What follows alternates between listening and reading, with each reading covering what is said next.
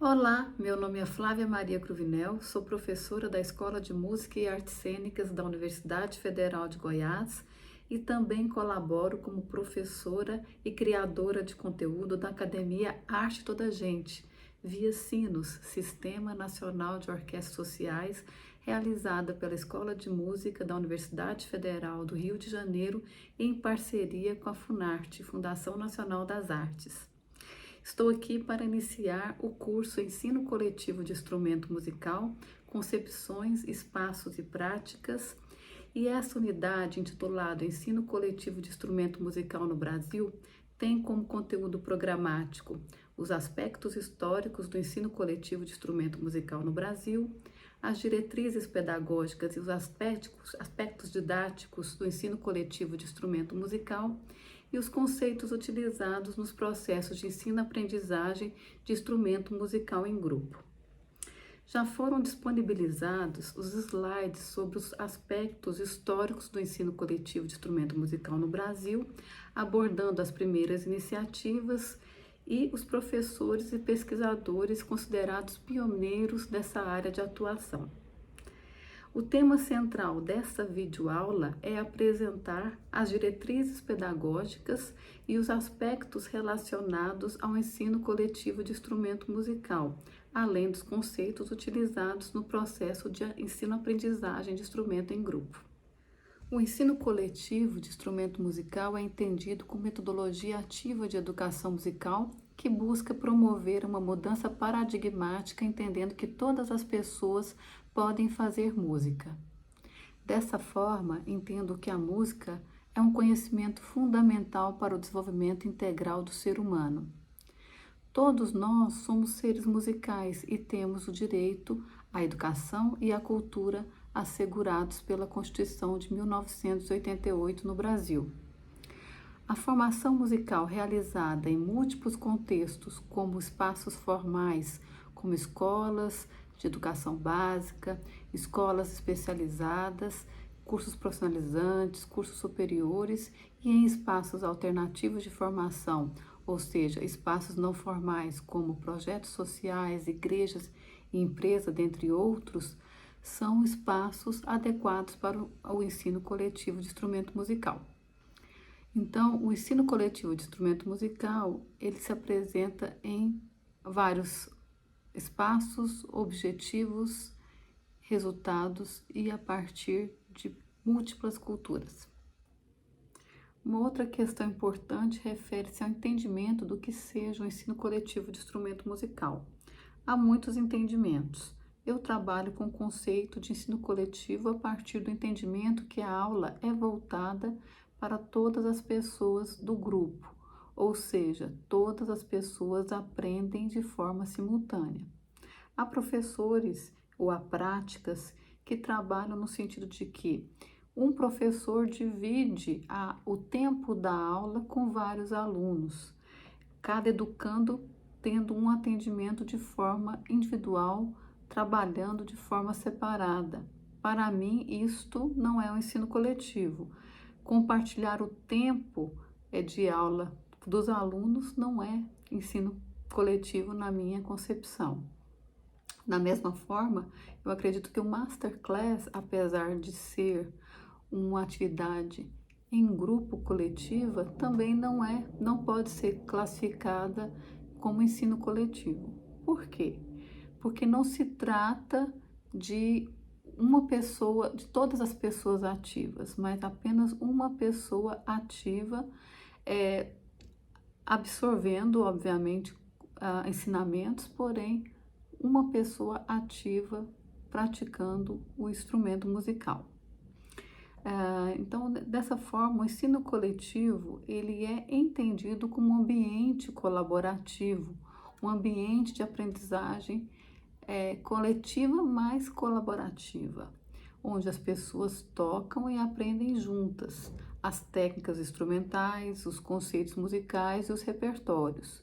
Ou seja, todas as pessoas praticam o instrumento de forma conjunta e aprendem juntas. Obviamente, dependendo das dinâmicas, um professor pode pedir para um naipe tocar separadamente em determinado momento, o outro naipe, um outro grupo porém sempre retornando ao tocar junto, ou seja, todos estão ali num ambiente de aprendizagem colaborativa.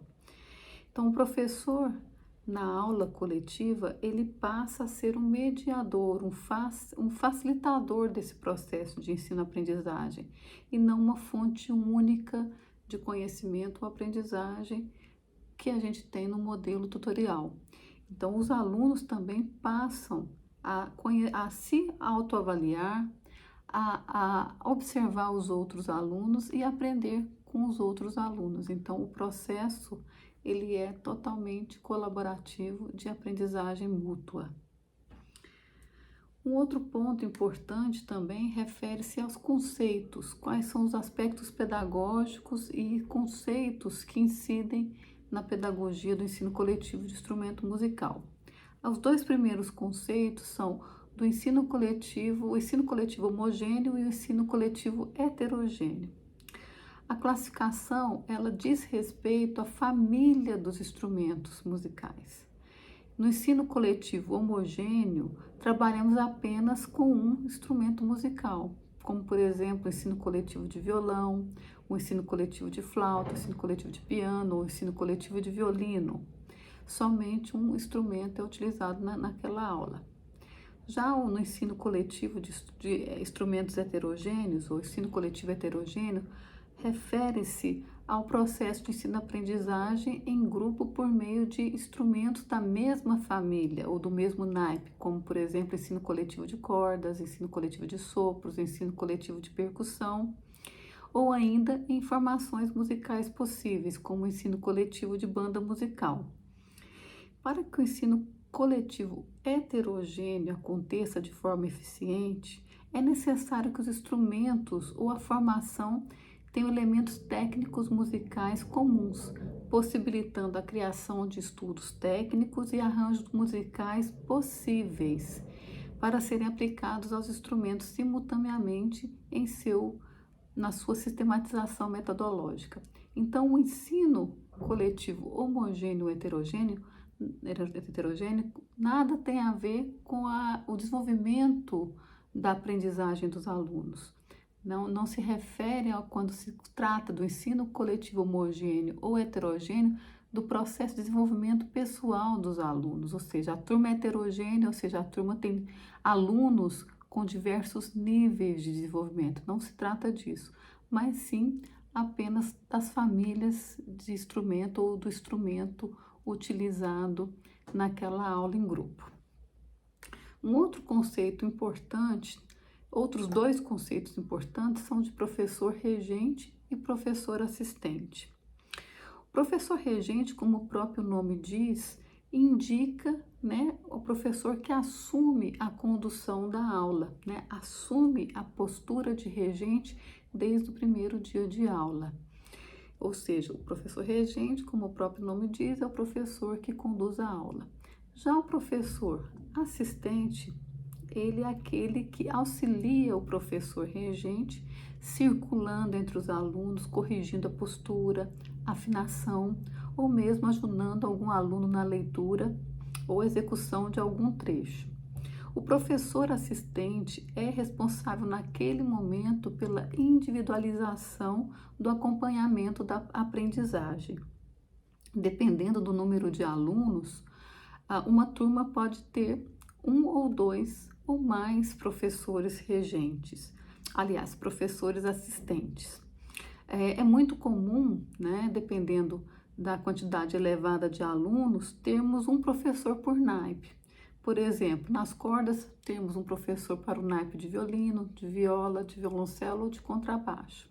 Porém, em determinadas quantidades de alunos por turma, ou por vezes, a expertise de um professor que domina domina dois ou mais instrumentos, ele pode, por vezes, assumir a assistência manual, ou seja, ser professor assistente de um naipe, de dois ou mais naipes, Um outro conceito importante também é o que a gente chama de assistência manual. A assistência manual é um conceito trazido pelo professor Alberto Jafé como a gente já viu nos slides, né, que já foram passados para vocês, é, que dá esse nome desse atendimento individualizado que o professor assistente faz ao percorrer a sala, enquanto o professor regente está conduzindo as aulas, né? Ou seja, a assistência manual é um atendimento pontual a determinados discentes no momento que a coletiva acontece. Enquanto então o professor regente conduz a aula não para, o professor assistente passa pela classe, verificando a aprendizagem, a postura, a afinação, ou se algum aluno está com alguma dificuldade técnica ou mesmo de leitura musical. Então, dessa forma, a assistência manual é de extrema importância, porque vamos ver também que um outro aspecto importante, um outro conceito que se trabalha, que se usa muito nas aulas de ensino coletivo, é o conceito de estudo dirigido. O estudo dirigido, também trazido pelo professor Alberto Jafé, é uma eficiente estrutura didática em que o professor regente conduz a aula a partir do passo a passo, né? Então, a partir do conceito de estudo coletivo, de forma até detalhada e passo a passo, repetindo exercícios e trechos musicais. Com isso, o sucesso do ensino coletivo de instrumento musical está diretamente ligado ao estudo coletivo, realizado em sala de aula, conduzido pelo professor regente, obviamente com a assistência dos seus demais professores. Um outro conceito importante é o conceito de teoria aplicada.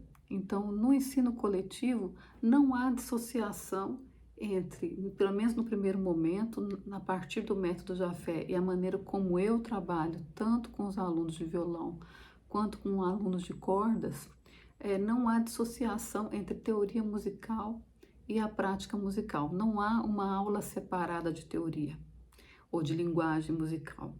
Então, o aluno aprende um conceito, ele aplica imediatamente. Então, se ele aprende uma nota musical, ele aprende aonde ela está no instrumento e aprende aonde ela está na pauta. Então, ele aprende aquele conceito, aprende aquela nota, solfeja aquela nota, localiza na pauta aquela nota e localiza no instrumento aquela nota. Então, o conceito de teoria aplicada é um conceito muito importante também na estrutura do ensino coletivo de instrumento musical. Uma outra característica do professor regente se deve na sua linguagem, como ele se expressa com os alunos, né? Conduzindo os alunos. A sua linguagem deve ser verbal direta, deve ser uma linguagem direta, onde na iniciação instrumental a ênfase é na prática. Então, nesse primeiro momento, não podemos parar, não devemos parar uma aula para explicar uma determinada técnica 15 minutos, por exemplo, ou uma determinada escola, ou um determinado estilo.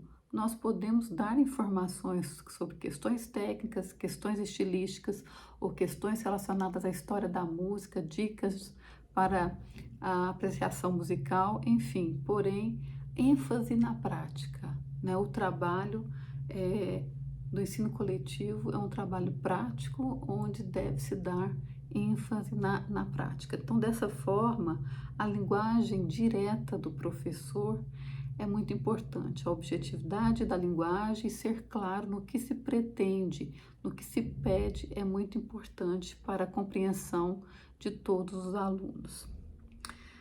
Como já foi dito também, a repetição constante dos exercícios e trechos musicais, já que estamos trabalhando a partir do conceito de estudo dirigido. Então, é fundamental para que a aula, né, se torne produtiva e estimulante para os alunos, que haja essa ênfase na prática e que o professor estude juntamente com o aluno, conduzindo esse estudo colaborativo, como foi dito.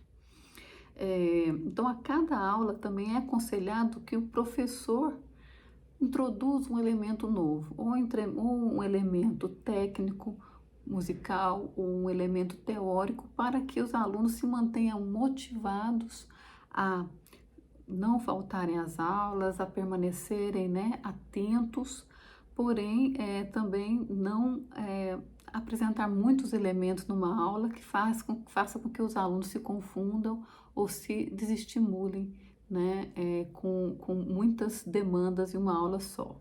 Então, o conhecimento, ele é construído passo a passo, né? Então, cada elemento é introduzido para que a assimilação cognitiva e a corporal seja eficiente. Outro elemento extremamente importante no ensino coletivo é a utilização do solfejo, né? Então, esse é um recurso bastante utilizado por todos os professores que atuam com ensino coletivo de instrumento musical, com bandas, enfim.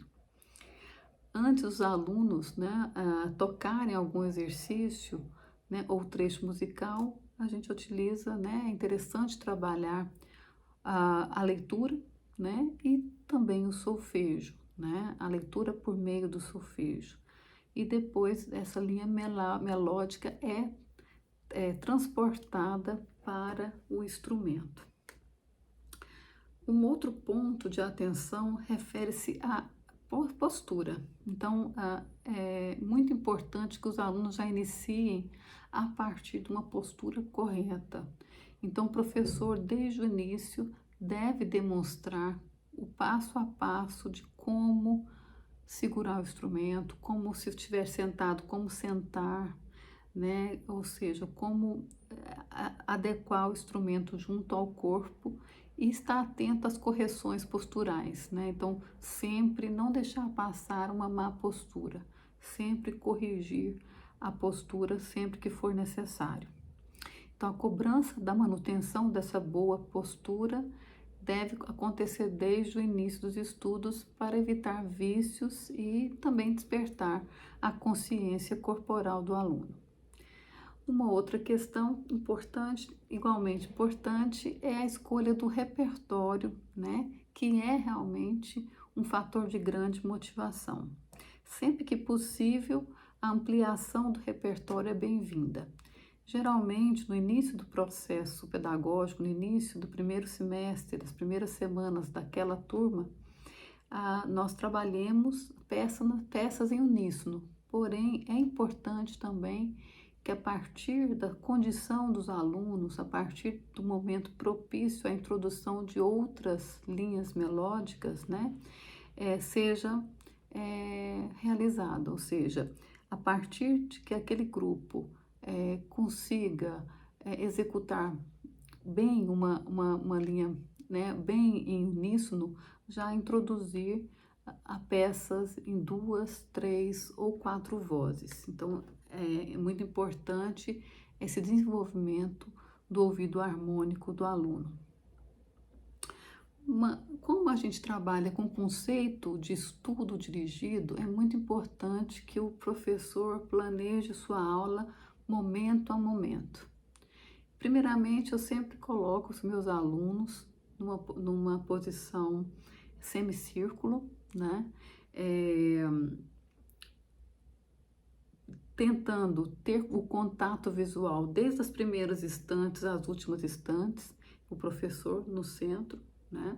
Obviamente tem, por exemplo, no ensino coletivo de violão, que nós vamos tratar na próxima semana, como o professor, ele também senta, né? Está sentado com o violão à mão, então, geralmente também pode-se ter um semicírculo ou o trabalho em espelhos, como por exemplo a professora Cristina Tourinho nos traz, né? Mas na condução, né, quando o professor no ensino coletivo heterogêneo se coloca como maestro, como regente, importante esse trabalho já numa posição semicírculo de orquestra, né? Mesmo que seja o ensino homogêneo, né? Mesmo que seja o mesmo instrumento, não deixar com que os alunos estejam virados para outros lados, ou seja, o professor tem que estar ali no domínio da turma. Após a organização da turma, nós temos sempre um momento inicial. A organização da turma faz parte, né? A organização física do espaço físico faz parte desse momento inicial. Então, o momento inicial é essa organização da sala, a disposição das cadeiras, né, das estantes, também da afinação dos instrumentos e ambientação dos alunos. Eu, por exemplo, sempre solicitei que os meus alunos fizessem parte, inclusive, desse momento. Então, me ajudando a pegar os instrumentos, me ajudando a organizar as estantes, né? Enfim, trabalhando, né, nesse sentido, num projeto coletivo que não temos montadores, por exemplo. Então, é sempre importante envolver os alunos em todos os momentos. Um outro momento, né, eu sempre inicio a aula no momento revisão. Então, depois do momento inicial, tem um momento revisão, onde eu vou trazer à tona a memória, né, daquilo que é sabido, ou seja, aquilo que já se tornou algo confortável ou algo já compreendido, né, para estimular o aluno. Então, é uma revisão do que foi dado na aula anterior. Depois eu passo para um momento do movimento conteúdo novo. Então, toda a aula temos uma introdução de novos conteúdos, ou uma peça, ou um elemento técnico, ou um elemento teórico. Então, sempre há um espaço para algum componente formativo novo. E o momento finalizador, né? Que é uma finalização que geralmente, quando dá tempo, eu toco uma leitura à primeira vista, por exemplo, que seria da aula seguinte. Ou eu, pelo menos, se não der tempo, eu falo, olha, não faltem a aula. A aula que vem vamos trabalhar tais e tais peças, ou vamos trabalhar tal peça nova.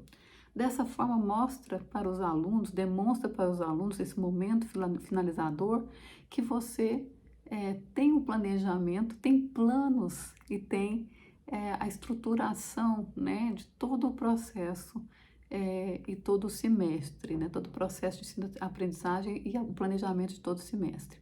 Eu costumo dizer, eu sempre falo que na primeira aula eu já brinco com eles e não é uma brincadeira, mas é uma verdade. Eu sempre falo, olha, hoje já temos um recital marcado para daqui 4 meses, ou seja, já desde o primeiro dia de aula os alunos já são convidados a sentir a importância daquele momento, o planejamento que temos, quer dizer, o objetivo que temos no final do semestre, que é o desenrolar de todo o processo de ensino-aprendizagem, que é a mostra, né, do trabalho em recitais. Então, é importante também termos recitais a cada semestre, se possível, a cada bimestre, porque é um fator de valorização de cada etapa do processo de ensino-aprendizagem.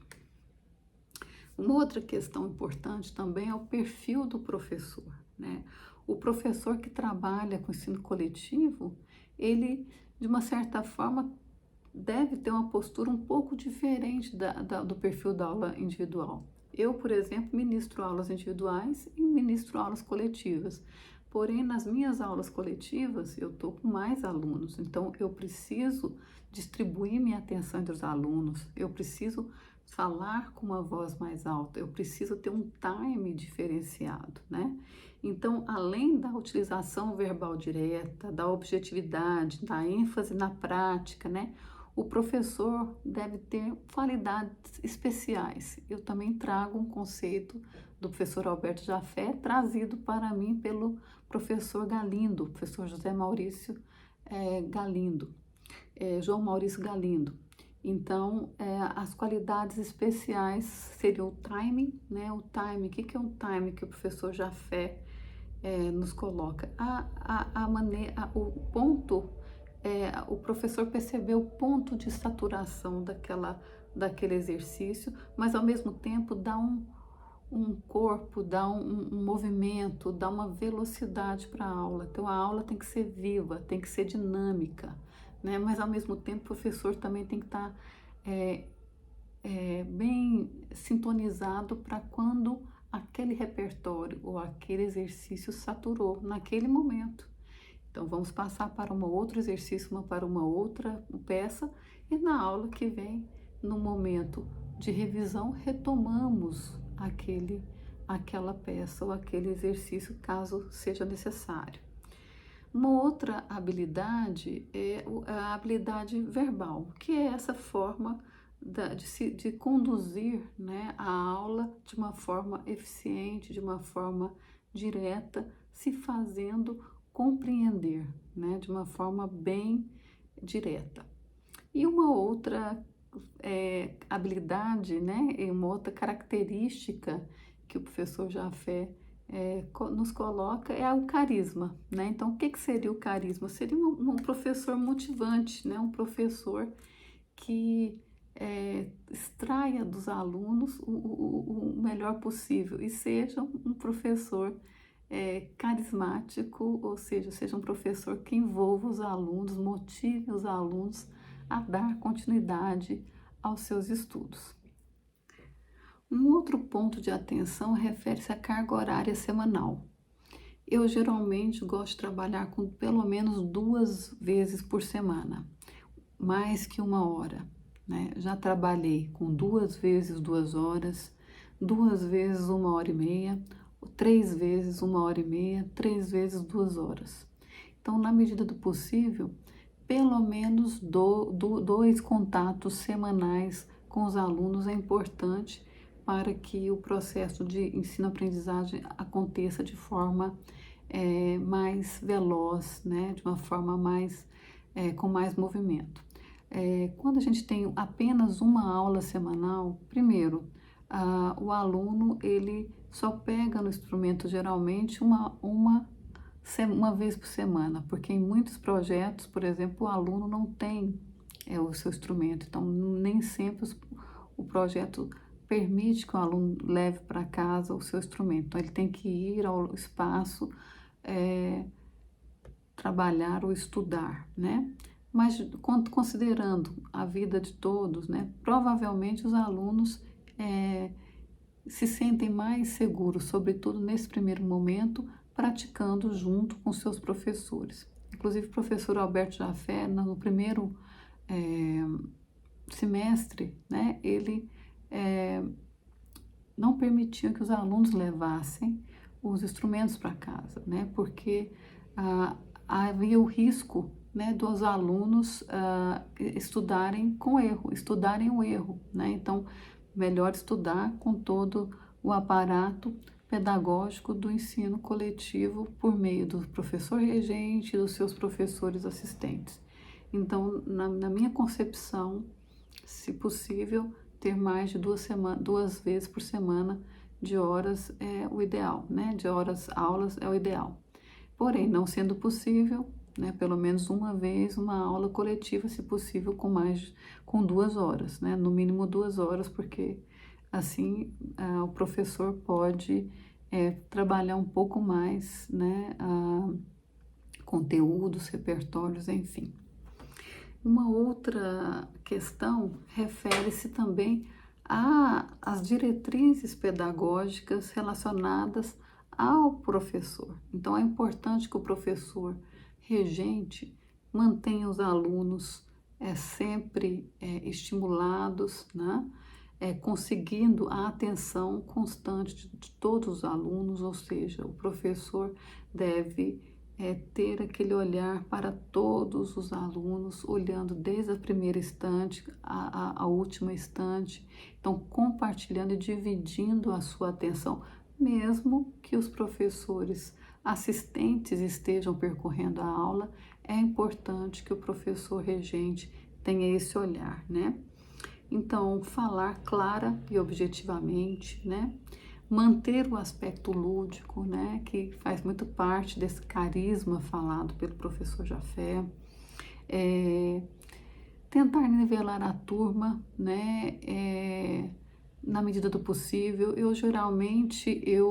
Eu trabalho, as turmas nunca são homogêneas em termos de desenvolvimento dos alunos, então quando você percebe que um aluno se desenvolve um pouco mais do que os outros, eu sempre coloco ele como monitor, faço um arranjo e coloco ele como solista da peça, enfim. Então, é uma forma de você estimular aquele aluno que se desenvolveu de uma forma mais rápida. O contrário também é importante, por exemplo, os alunos que você percebe que tem uma dificuldade de aprendizagem, é interessante você colocar junto com um aluno que é mais desenvolvido, porque um coopera com o outro, né? Então, existe essa troca, né? Esse ambiente colaborativo, então, que é muito importante. Uma outra estratégia interessante, por exemplo, quando se tem mais de uma turma, mais de um grupo iniciante, um grupo intermediário e às vezes um grupo avançado, aquele aluno poder fazer aquele que está com dificuldade poder também fazer uma aula com um grupo mais iniciante do que a turma que ele se encontra. Eu nunca convido o aluno a se retirar daquela turma ou né, falar claramente que ele está com uma dificuldade então a exclusão não faz parte da minha pedagogia e nem da minha concepção de ensino. Então eu sempre busco estimular e então eu ofereço opções.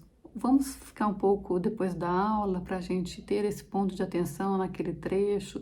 Você está com alguma dificuldade? Fulano, estude com ciclano. Então sempre tentando promover, né, esse ambiente colaborativo e, quando possível, aquele aluno que sente dificuldade em uma determinada turma, se tiver uma turma que esteja num processo anterior àquela, convide-o para revisar, né, revisar todos os conteúdos e se fortalecer técnico e técnico musical, né, e de repente teórico, se o problema for na leitura musical. Uma outra questão importante, então, é essa saturação. O professor tem que estar atento ao ponto de saturação da turma. Então, se ele percebe que aí já tem muitas pessoas, tem um grupo, metade do grupo se desenvolveu de uma forma e a outra metade já tem um nível um pouco inferior de desenvolvimento, então é hora de buscar mesclar, né, esses grupos, tentar fazer atividades ou separar mesmo em outros grupos. Obviamente, sempre fazendo tudo de uma forma amorosa e de uma forma muito delicada, né, muito respeitosa, sem constrangimentos, né, sem constranger os alunos. É muito importante que o professor não rotule os alunos, né? Então, não ter a correção, chamar a atenção para algum aspecto para a correção de uma forma positiva para o seu crescimento, né? Seu crescimento técnico, musical, seu crescimento pessoal, né?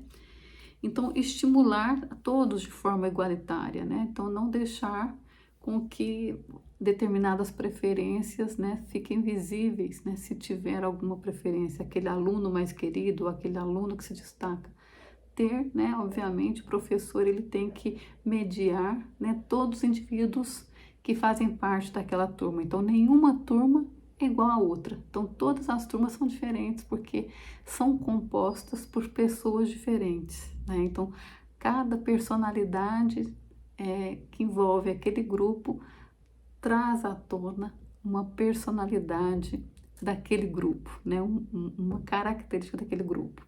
Eu sempre gosto muito de citar o Edgar Morin, que é um pensador francês, né? Quando ele faz uma analogia do todo e das partes, né? No paradigma da complexidade.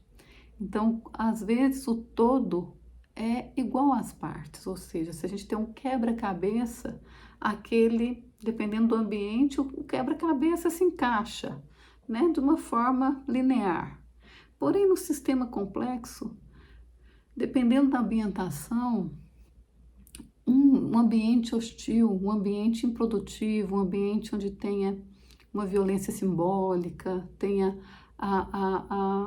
enfim, cobranças excessivas, maneiras, né, de se mediar as personalidades daquele grupo, pode ser que o todo seja menor que as partes, ou seja, a minha individualidade, a minha musicalidade, ela é abafada por aquele ambiente hostil, porque nem sempre o ambiente em grupo é positivo, né? Então nós temos muito a responsabilidade de trazer esse processo, né, esse ambiente de aprendizagem o mais positivo possível.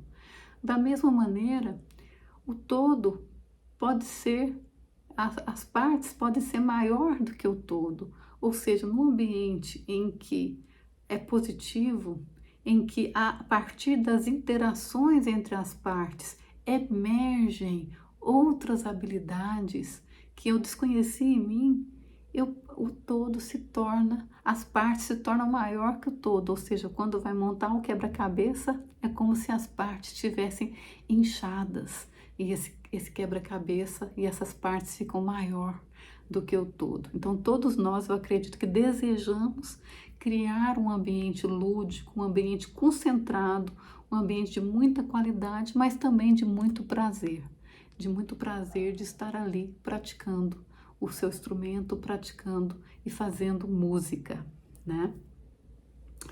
Então, e por fim, tentar trazer os conceitos musicais desde o início. Então, trabalhar fraseado, trabalhar expressividade, trabalhar todas as possibilidades musicais desde o começo, né? Então, a expressividade musical deve ser trabalhada desde o início da aula. Então, a partir da minha pesquisa, eu fiz uma pesquisa em 2003, né, que foi a dissertação do meu mestrado, que virou meu livro, né, que é o livro Educação Musical, uma experiência com ensino coletivo de cordas, que foi lançado em 2005, porém minha dissertação é de 2003, né, onde eu tive dois grupos, né, de controle, um grupo de controle, na verdade, dois grupos experimentais, um grupo que eu chamei de comunidade, que era de várias pessoas, né, da sociedade, um projeto de extensão, e um outro grupo que eram ligados aos alunos, ou aos meninos, os vigias de carro, os engraxates, né? Então, a partir tanto do experimento quanto a partir do depoimento de variados professores, né, que eu saí coletando todos os professores que à época tinham pesquisa, né, na área de ensino coletivo, a partir dos depoimentos, né, e das observações e também das observações do júri que nós montamos para avaliar todas as filmagens e todo o processo, né, os fichamentos, os planos de aula e todas as filmagens, nós chegamos aos seguintes características, né, as seguintes resultados, né, relacionados ao ensino coletivo, que eu acho que vale a pena compartilhar aqui com vocês, mas que também está no texto que a gente indicou para a leitura. Então, há, a partir do ensino coletivo, um maior rendimento, né, e um estímulo, né, para o aluno, exatamente por conta do aspecto social, né, essa interação social, essa analogia que eu acabei de trazer do todo e das partes, o contato com o outro, né, participar de um grupo é muito estimulante, né, e faz com que, às vezes, um aluno que esteja desanimado, ele prossiga, né? E também promove uma autoavaliação do aluno. Às vezes, um aluno, ele começa a perceber, né, as suas dificuldades, mas também as suas habilidades conquistadas, né? Então, ele vai se autoavaliando, ele vai se estimulando e um estimula o outro, né? O aspecto lúdico, né, nas dinâmicas, fazendo uma série de tocando, né, trechos de música. Às vezes um grupo começa uma frase, o outro termina a frase, ou você vai brincando, né, com os naipes, enfim, esse ambiente positivo e lúdico deve permanecer, né, e isso foi apontado no depoimento de vários professores e alunos, né. A economia do esforço do professor, por exemplo, numa aula, num primeiro semestre de aula, com certeza os pontos enfocados são os mesmos, né? Então você pode atender mais alunos e deve atender mais alunos, democratizando o acesso do ensino, né, da educação e da formação musical. Então, se nós pegarmos, né, uma aula, uma primeira aula de instrumento, provavelmente, se eu pegar 4 alunos, né, e na sequência eu darei a mesma aula para aqueles alunos, obviamente, guardadas as devidas interações com os alunos, né? Então, mas porém a aula, a formatação da aula é a mesma. Então, para que se tenha uma certa discrepância, um certo desnivelamento do desenvolvimento do aluno, demora um certo tempo. Obviamente, tem alunos que no primeiro semestre ele já se destaca e ele já não se incorpora naquele grupo. Porém, a média dos alunos se desenvolve de uma determinada maneira, né? Então, o professor ele pode atender mais alunos a partir daquela carga horária dispensada. E também as aulas, né? Elas se tornam mais, vamos dizer assim, acessíveis, né? O preço mais acessível para o aluno que paga, ou para o empresário que paga, para o mecenas que paga, ou para o governo que faz esse fomento, né, ou esse financiamento desse projeto.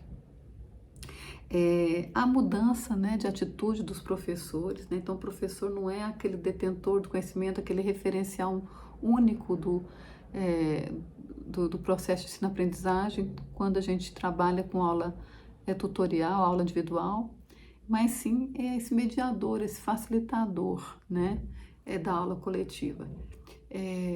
Eu costumo falar que o aluno iniciante ele tem uma expectativa muito grande em relação à prática instrumental. Então, por mais que o aluno seja maduro ou seja um adulto, ele acaba se comparando com o professor, que às vezes tem 10 anos de carreira, tem 20 anos de instrumento, né, de ser instrumentista. Então, ele já quer, em uma aula, chegar no nível, né, de um professor, de um profissional que atua há muitos anos, né, como músico. Então, esse incremento social também, essa mediação faz que o professor, primeiro, ele não seja aquele professor que vai pontuar, né, questões, ou todas as questões possíveis, né, ou responder todas as questões possíveis como um conhecimento enciclopédico, uma pessoa né, que vai suprir toda aquela formação, passa a ser um mediador que vai sim informar, que vai sim ser um professor que vai trazer toda a sua bagagem técnico-musical e cultural, porém também trazendo toda a mistura, né, de todos os alunos que pertencem àquele grupo. E por fim, a questão da interação social, né, e a democratização do acesso ao ensino musical, que leva à transformação social. Então, eu acredito piamente que essa interação, que esse trabalho coletivo, ele transforma o ser. Quem participa de uma prática coletiva, quem participa de um grupo musical, de um processo de ensino-aprendizagem coletiva, ele se transforma e, com certeza, ele vai transformar seu meio e, de uma forma, eu acredito, não tão sonhadora, ela pode transformar a sociedade. Para finalizar essa aula, eu digo assim que alguns encaminhamentos e reflexões para a gente pensar.